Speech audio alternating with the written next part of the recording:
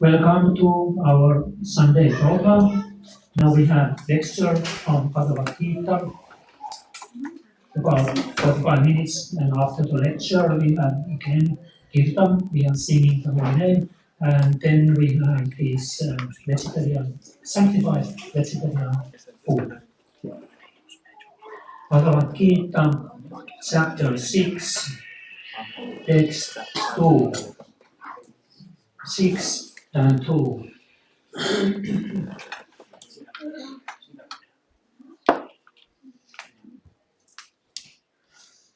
Yam sanyasamiti prahur. Yam sanyasamiti prahur. Yokam tam vitti pandavam. Yokam tam vitti pandavam.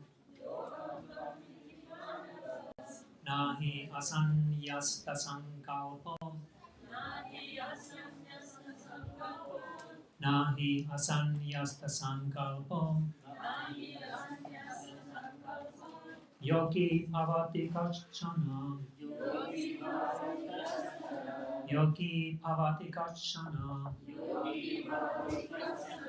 Yam sanyasamiti prahur. Yogam tam vitti pandava. Nahi asanyasta sankalpo. Yogi bhavati kachana. Can somebody chant? No. Right, translation and purport by His Divine Grace, A.C. Bhaktivedanta Swami Maharaj Prabhupada. What is called renunciation is the same as yoga, or linking oneself with the Supreme.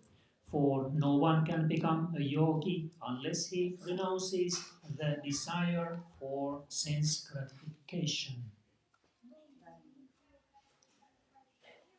Real sannyasa yoga or bhakti means that one should know his constitutional position as the living entity and act accordingly.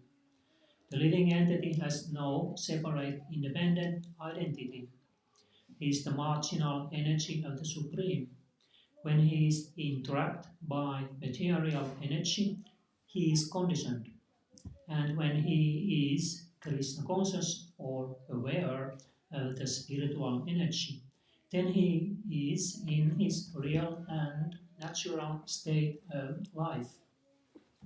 Therefore, when one is in complete knowledge, one ceases all material sense gratification or renounces all kinds of sense gratificatory activities.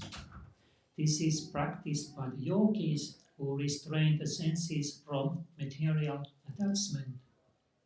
But the person in Krishna consciousness has no opportunity to engage his senses in anything which is not for the purpose of Krishna. Therefore, the Krishna conscious person is simultaneously a sannyasi and a yogi.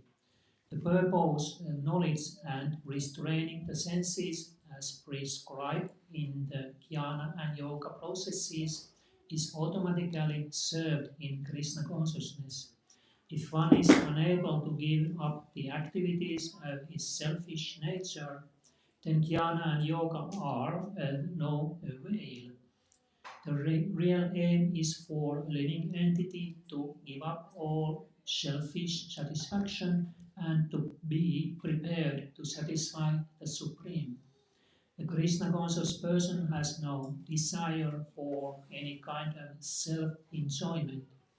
He is always engaged for enjoyment of the Supreme.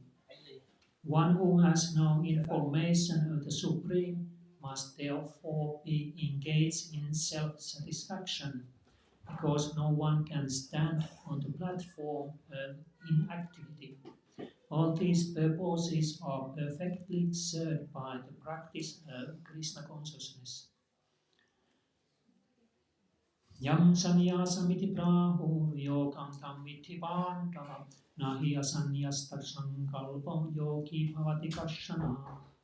What is called renunciation is the same as yoga or linking oneself with the Supreme, for no one can become a yogi unless he renounces the desire for sense gratification.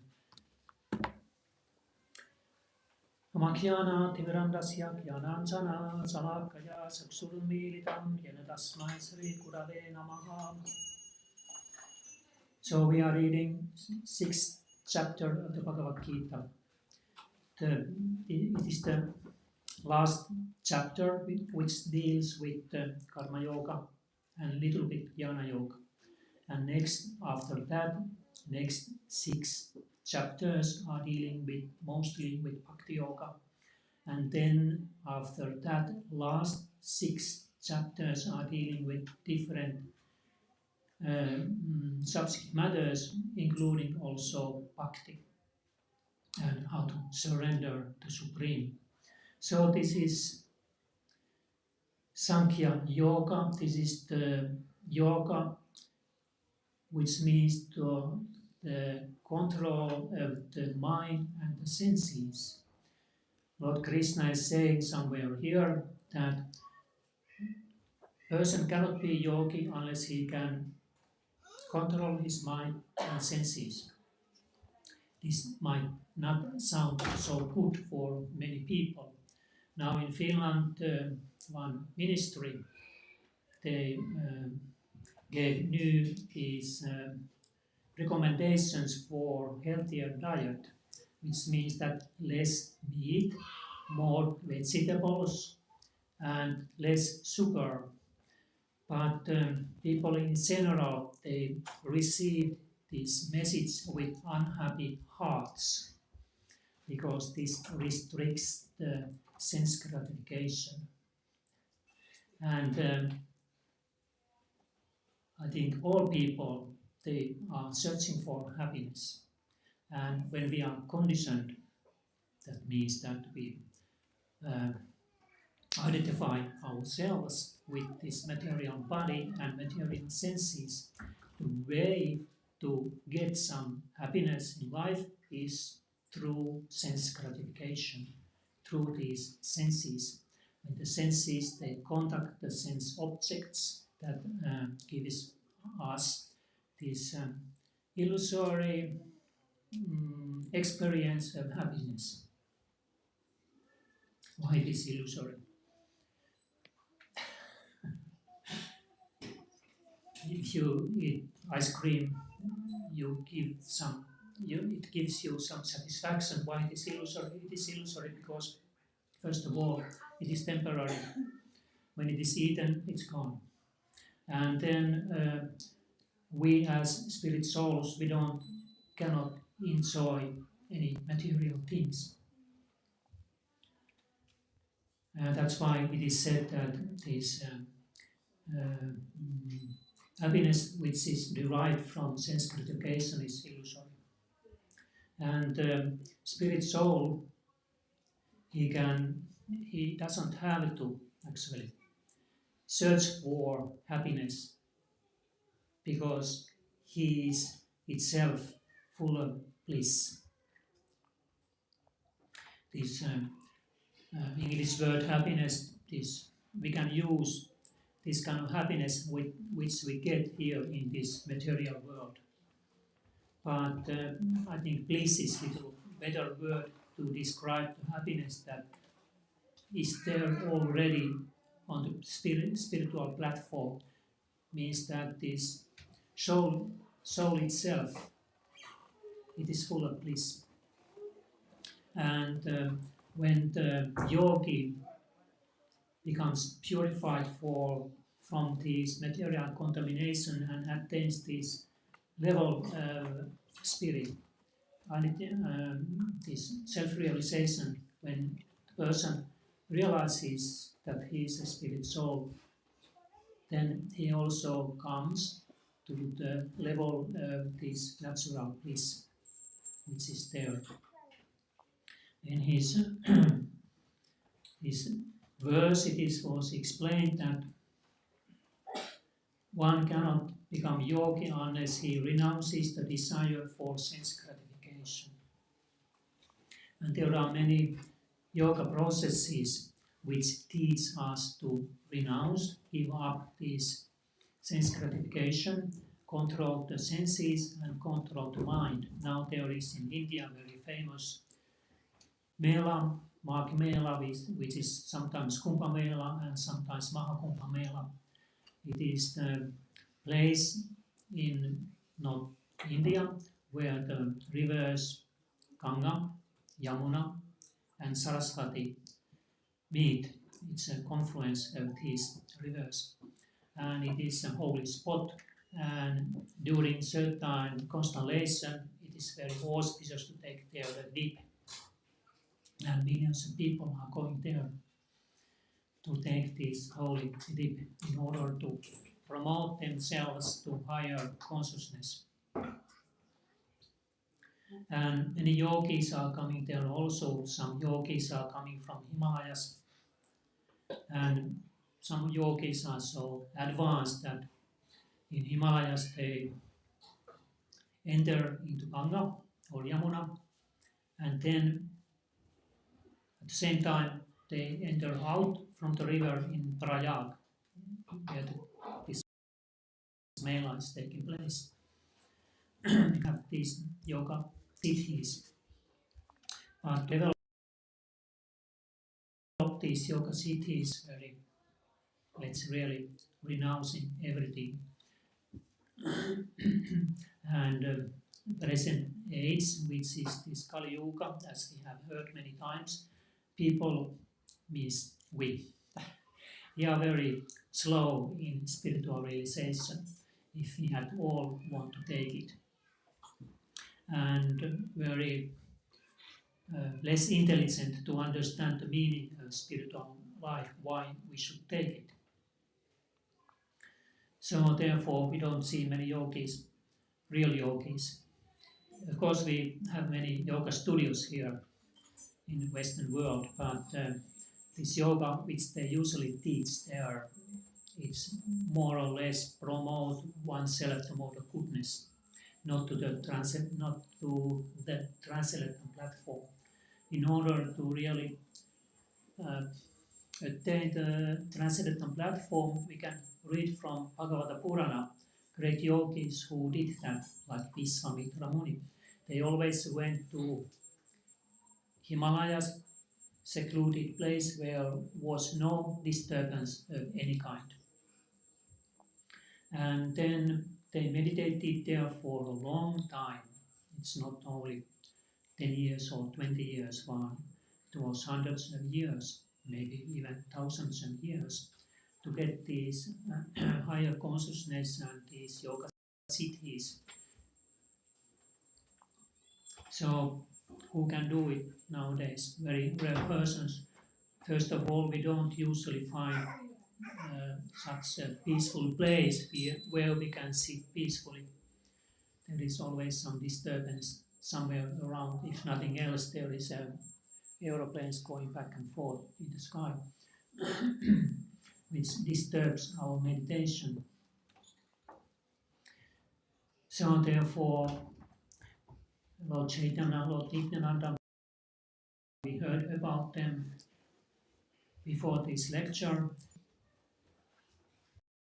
and they gave this method for self-realization for this age. We can also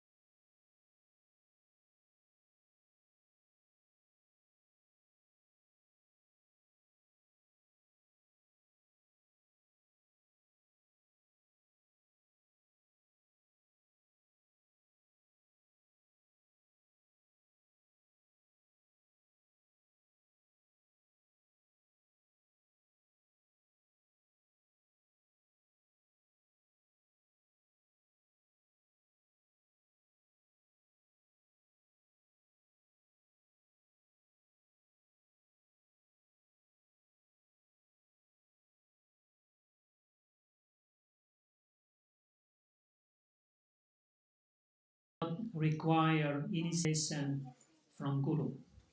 Usually, Guru is initiating a disciple, he gives a secret mantra, which disciple is chanting regularly daily. So we also have secret mantras, those who have listened from the Guru. But actually, this Nam Yapa, Nam Kirtan does not need that kind of initiation. Everybody can do it. And also, it is said in Kalisantarana Upanishad that this chanting of this holy name can be done by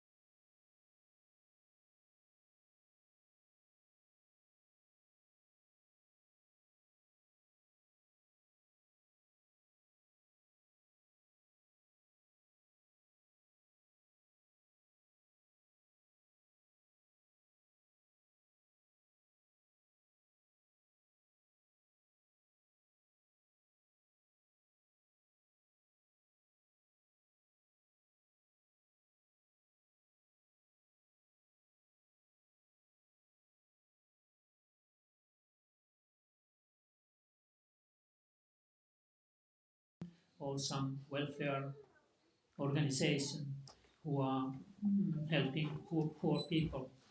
But the point is that we give it away, and that that is the detachment. But there are also two kinds of detachment in that sense.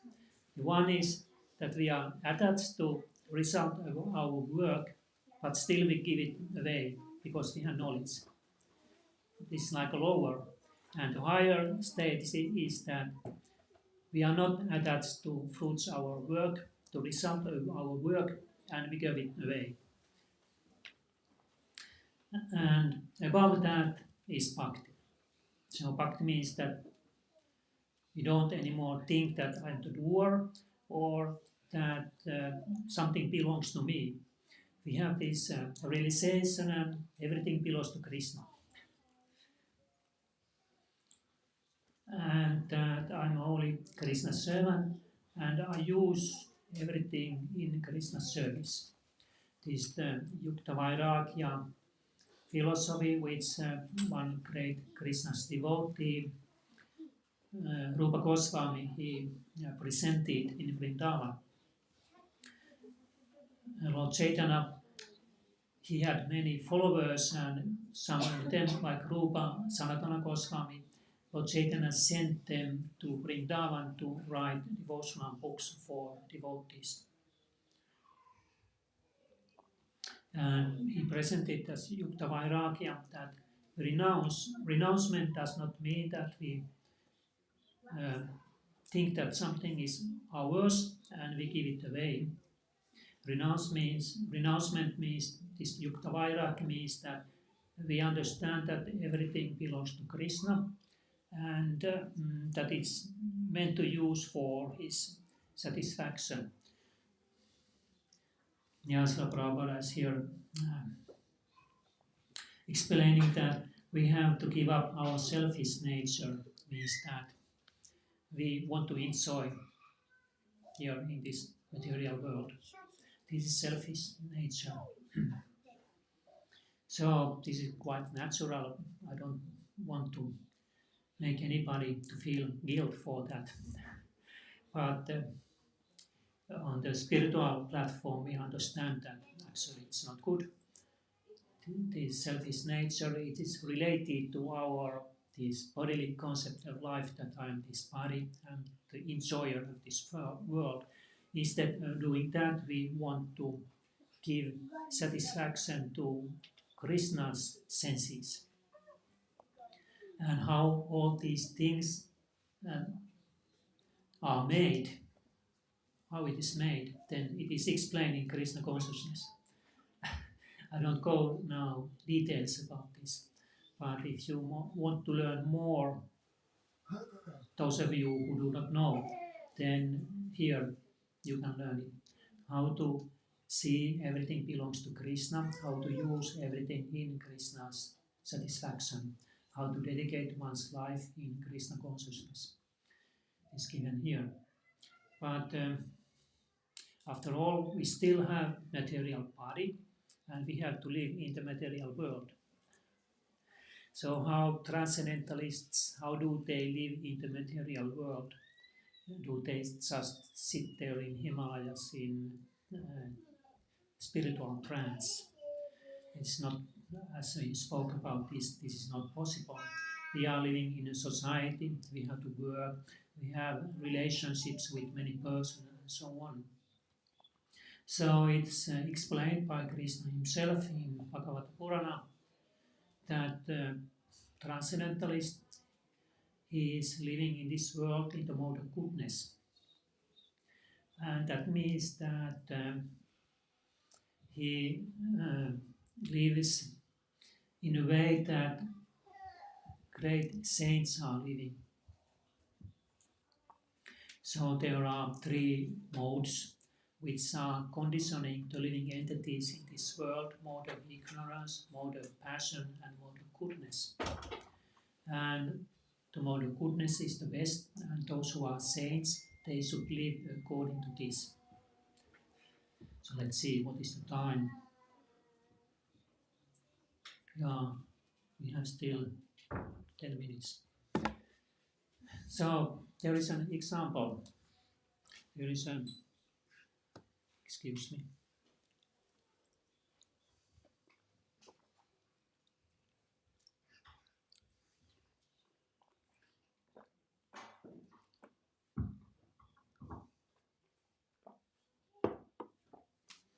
You are walking on the seaside, and there is somebody walking on the thin ice on the lake or sea, and he falls down to the water. And there is near to you, there is this life belt, I think so, life belt, like around, with a rope. So what do you do? A man in the mode of ignorance, he ignores the situation, this person thinking that doesn't belong to me, that I have something else to do. And then man in the mode of passion, he makes philosophical speculations. He thinks that it's actually not my karma, it's his karma, that I don't want to mix my karma with his karma. And besides that, I'm very hurry to do my important business. So maybe somebody else come to help. This is the man in the mode passion.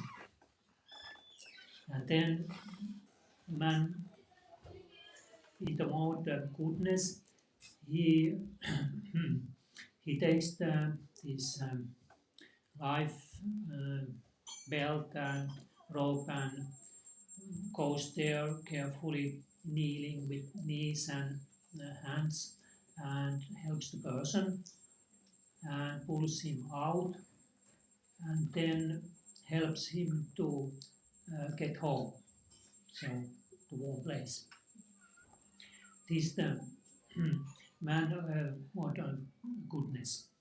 Of course, these modes, they are usually mixed. It's not so clear, but to give this example how these modes are working, I give this example. So, in the mode of goodness, we are not so much aware how others are feeling or doing or like that. We are also only thinking about ourselves and our own satisfaction. In the mode of passion, we are working hard to get some result in order to enjoy, but we are also a little aware of others. We can do some welfare work and help others, and be concerned about other people also little. But in the man in the mode of goodness, he is only thinking about the welfare of other people, how to help those who are suffering or asking help from him. But as I said, they are usually mixed, but one mode is often leading. So if somebody is a saint, that leading mode is he is acting according to mode goodness, sattvic. So he also eats sattvic food, which is vegetarian food, and is regulated in his life, in his habits, like eating, sleeping, and working, all regulated. That Krishna is also explaining here in Bhagavad Gita in the same sixth chapter. And he's regulating his sense gratificatory process also. He eats amount that it is enough for maintaining his body, not more, and also not less. So in Krishna consciousness movement, we try to live in the mode of goodness. But the mode of goodness is not the goal. It is the pure love, transcendental level, love for Krishna. There is one story about Mahatma Gandhi. He once went to rise up to the cabin of the train, and he left his slipper. It fell to the tracks, and then what he did, he kicked his other slipper also onto the track, and went up to his cabin. And later on, his followers, they asked about him about this incident, that why did you kick the other slipper also to the track? What was the meaning? And he explained that somebody is finding these slippers, and he can use them, but if there would be only one, then what is the use of that? Therefore, he kicked the other one also there for somebody to use that. And it's like a way of thinking of the man in goodness, thinking of the welfare of others. And Srila Prabhupada always is emphasizing that the best welfare activity for others is to give them Krishna consciousness. So we can give material help many people, but then they have again take new birth in this world, and then again they are in the need of help.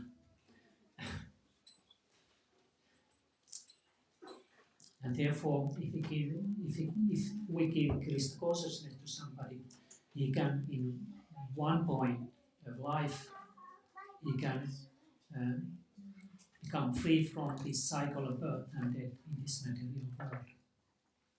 Okay, now it's time to end. Thank you for your attention. And if you have some comments or questions, you can ask now. Please do so.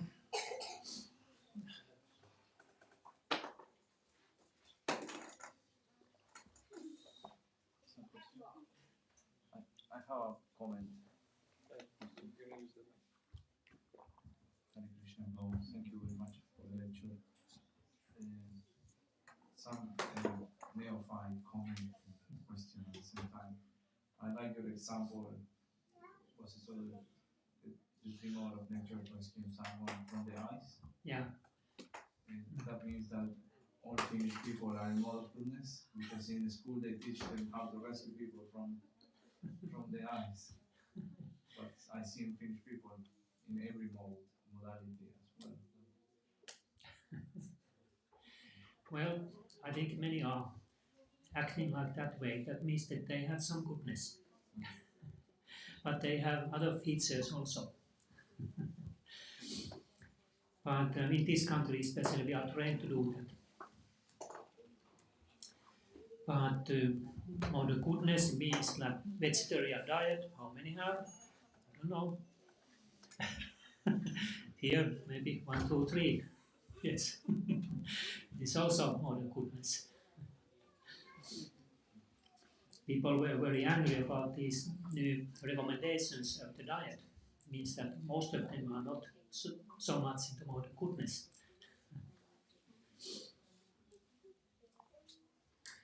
But chanting, following this process, chanting this Nam Kirtan, Nam Yapam, you develop more the goodness.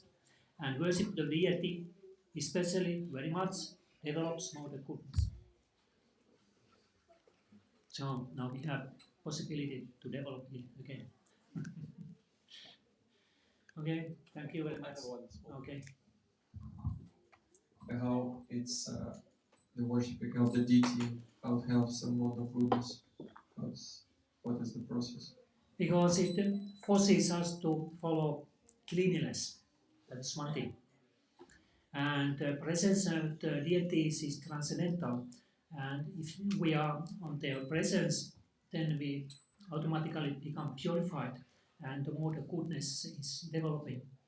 And these pujaris, they are they are also example of persons with the more goodness, and at least some. Okay. Sila Prabhupada Ki Jai.